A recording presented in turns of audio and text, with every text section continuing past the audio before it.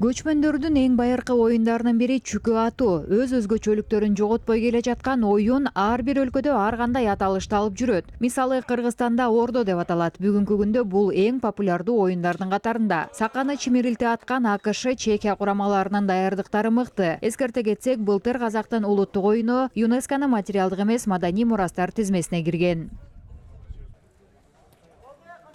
Менин атым Адриана. Мен Америкадан келгем. Биз азыр ордо деген оюн ойнойбуз.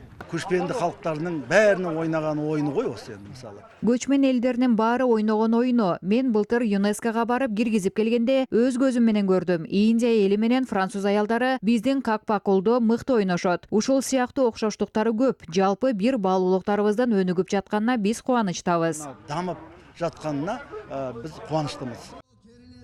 Ат адамдын канаты. Бул жерде жал куйруктары түйүлгөн тулпарлардын туяктарынан дүбүрдүү угулат. Албетте ушул күндөрү алгач колго үйрөтүлгөн жаныбарлардын жарышы байгесиз бир да маареке өтпөйт. Ошондой эле Кыргызстанда өтүп жаткан көчмөндөр оюндарында эреңиш жана көкбөрү спорт түрлөрү боюнча жарыш өтөт. Мен экинчи рет катышайын деп отырмыз, көкпар.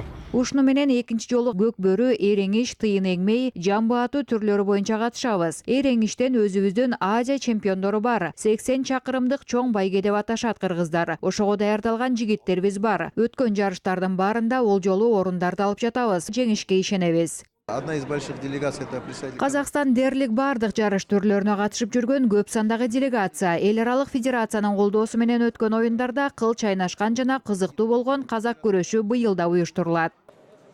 Эскерте кетсек, 3-чү дүйнөлүк көчмөндөр оюндарына Казакстандын курамасында 32 спорт түрүнөн өлкө намысын 204 спортчу коргойт. Азыркы тапта Казакстан жалпы медалдык эсепте 3-орунда келе жатат.